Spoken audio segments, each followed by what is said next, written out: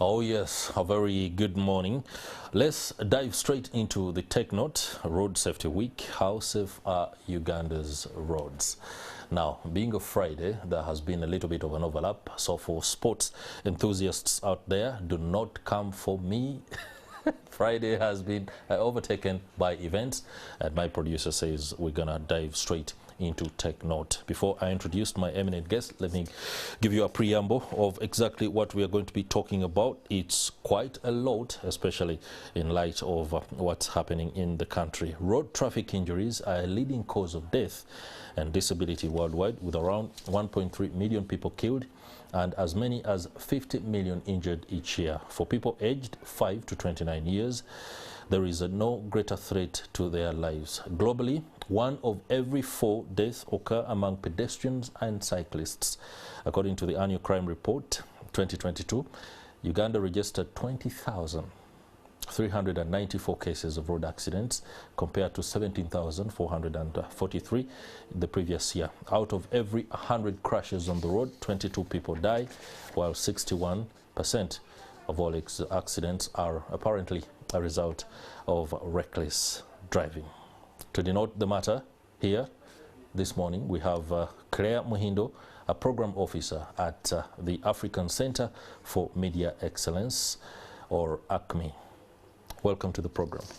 Thank you, Chris. It's so good to be here. The statistics coming through on the number of accidents, both at national and international level, are damning.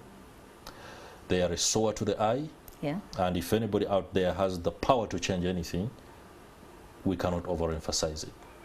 What is ACME's role in this campaign? Okay, thank you, Chris. What ACME is doing right now is to talk to the media about their role in contributing to reduction of road crashes. And the media's role cannot be overemphasized. We all know that the media plays a very critical role in sensitizing the masses, in telling people what to do, in giving people information that helps them make the right decisions. And in this case, we are currently training journalists from different media houses across the country. We've so far trained about 60 journalists on how to report road safety, the right language to use, how you can go through the road safety data and report about this data, how you can report about the different issues around road safety. So what ACME is doing in this whole campaign is to talk to the media and then improve the way we report about road safety. All right. Yes. Before you answer my next question, I would be remiss if I don't allow you to tell us what ACME is. Thank you. ACME is African Center for Media Excellence, and it's a media support organization that offers mid-career training to journalists in Uganda. So in addition to what the universities do, in addition to what other training institutions do, we offer support to journalists regarding different public affairs issues. We have trained journalists on different fields. We've trained journalists on how to report areas like oil and gas, business, technology, agriculture, climate change, and so many others. So this is one of the so many different courses that we offer on touching on different public affairs issues. We also do research around media development, research on how the media is covering different topical issues.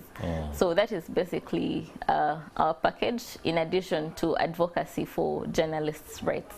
All right, and now that forms a very good foundation upon which you are educating and retraining journalists on how to report on road safety. What has been misreported, if I may ask? The biggest thing that has been misreported, one, is the way we call the thing. We call it an accident. Accident. Yes. And our key message has always been, these are road crashes, collisions, you know, they are caused by different things. They're never accidental.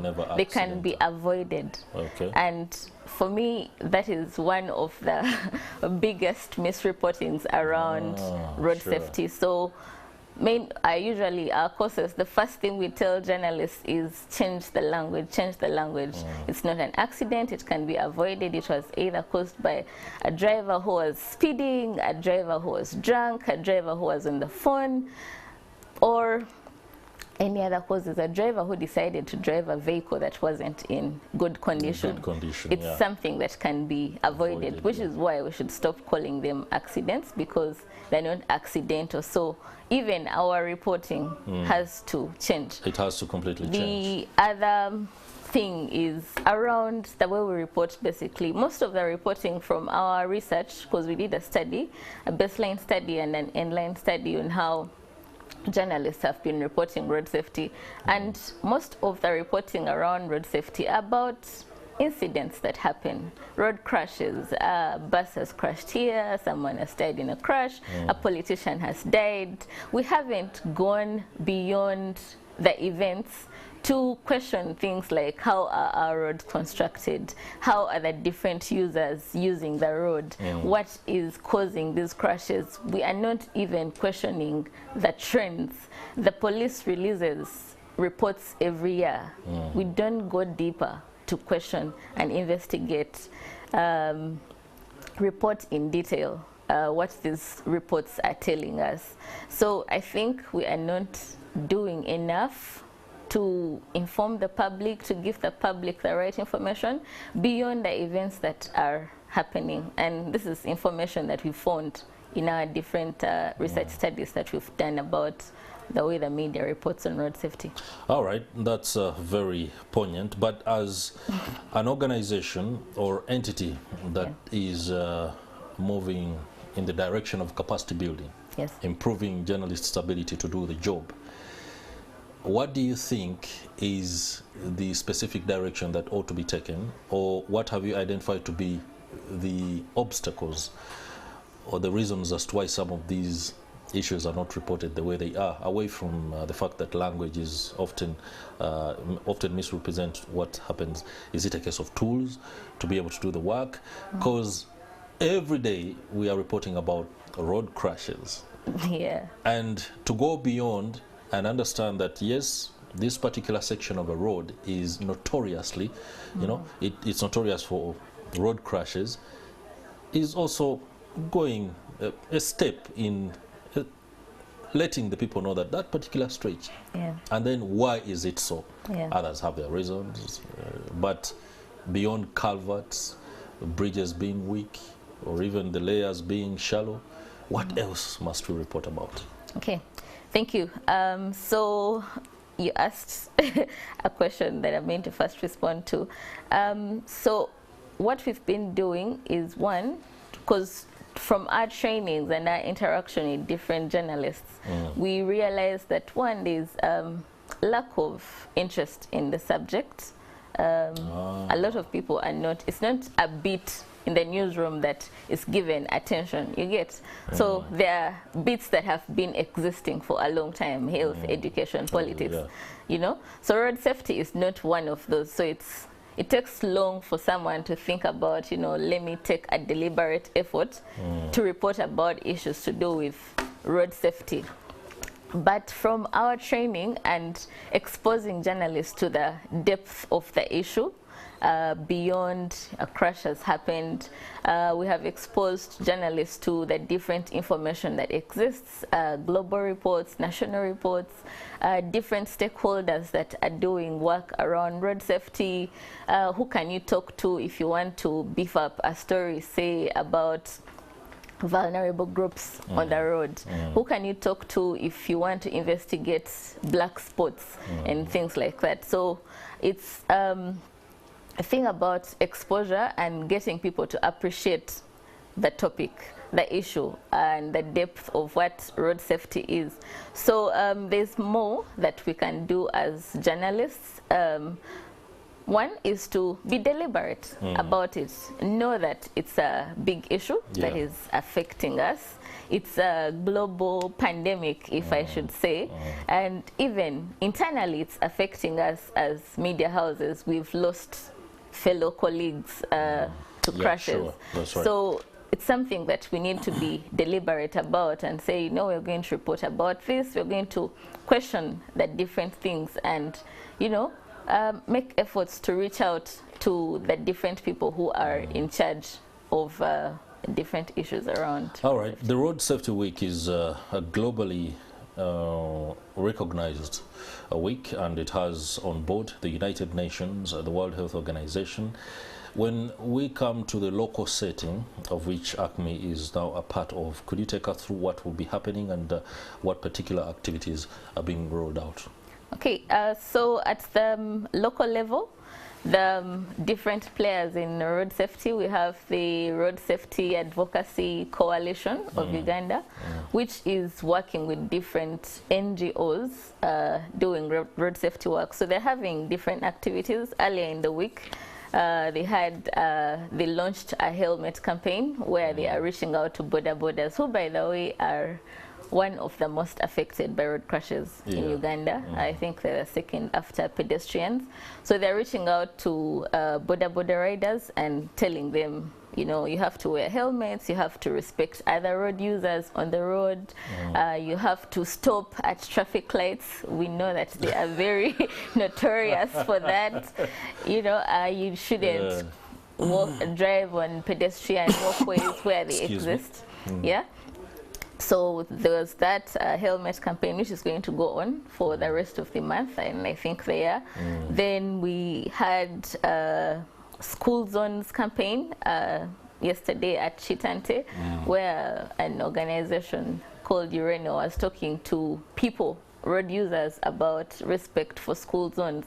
So there are areas that are demarcated for schools where a school exists. If you're a driver or a rider, you need to slow down in that area, and in some places speeds have been reduced to as low as 30 kilometers per hour. So they're sending out this message for people to, you know, respect school zones, care for the young children who are crossing the road.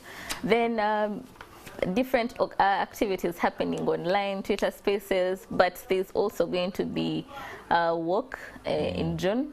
It's going to extend this whole conversation. There's going to be a walk around the 7 hills of Kampala, and it will be led by Joe Walker and the different players in the industry. So, Mr. Beyanga. Yeah. So there's going to be that. So the conversation is going to continue until. All right, I would love you to just, I don't know whether there has been an engagement between ACME and the other stakeholders and the police on how to enforce, you talk about school zones and making school-going children particularly vulnerable. Yeah. Just across the road here at the Serena, we have a zebra crossing. Yes. But every time I cross that road as I'm heading down the National Theatre, not a single driver even indicates that they are aware that there is a zebra crossing, despite the fact that already a hump and another raising in the road have been established.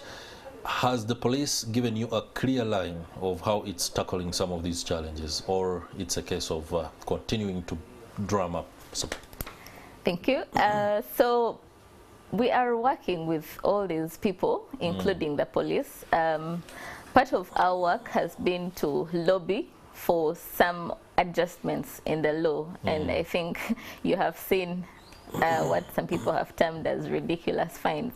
But yeah, so first we lobbied for amendments in the law, because there are certain things that we might expect the police to enforce, but the police does not enforce what is not in the law. In the law. Yeah, so first, as road safety players, particularly the coalition of NGOs, we lobbied for amendments in the law, amendments around speeding, drunk driving, seat belt use, and things like that.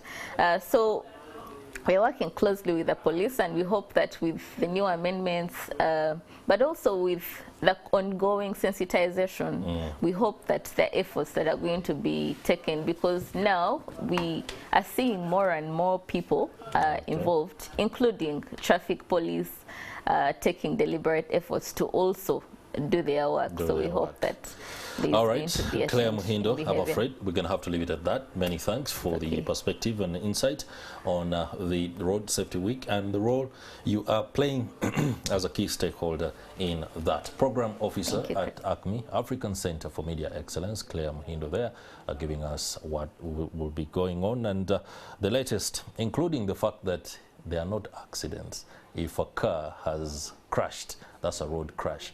The other thing you should not tell your friend next time is that you got an accident. Absolutely not. You were involved in one. You were involved in a road crash. So I've also just learned and corrected myself. We'll be right back. The discussions continue here on Morning at 10 TV. Stay with us.